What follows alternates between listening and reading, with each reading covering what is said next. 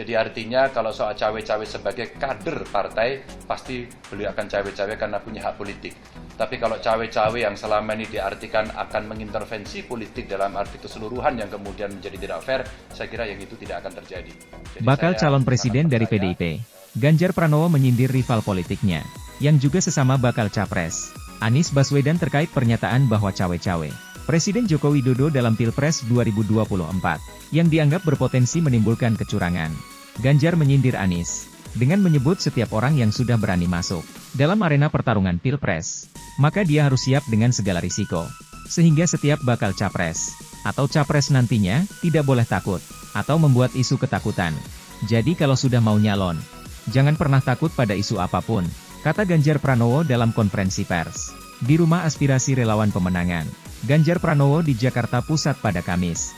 Gubernur Jawa Tengah itu menyadari bahwa dalam kontestasi, setiap prosesi kontestasi politik harus ada pengorbanan yang dilakukan.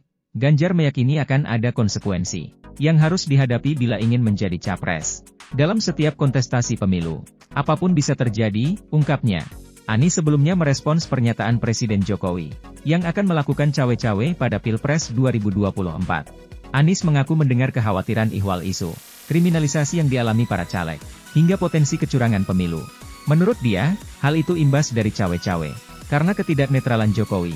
Semua itu dikhawatirkan muncul akibat adanya pernyataan bahwa tidak netral dan cawe-cawe, kata Anies di Jalan Brawijaya, Jakarta Selatan. Mantan Gubernur DKI Jakarta itu berharap, kekhawatiran ihwal isu kriminalisasi itu tidak benar adanya, sehingga pemilu tetap berjalan baik. Ia mengatakan setiap partai politik punya hak yang sama untuk mencalonkan kadernya, untuk maju sebagai bacalek hingga baca pres pada pemilu 2024. Setiap caleg punya hak yang sama, untuk kampanye untuk mendapatkan perlakuan yang sama. Begitu juga dengan capres memiliki hak yang sama, dengan fair, baik, dan netral. Kami berharap kekhawatiran itu tidak benar.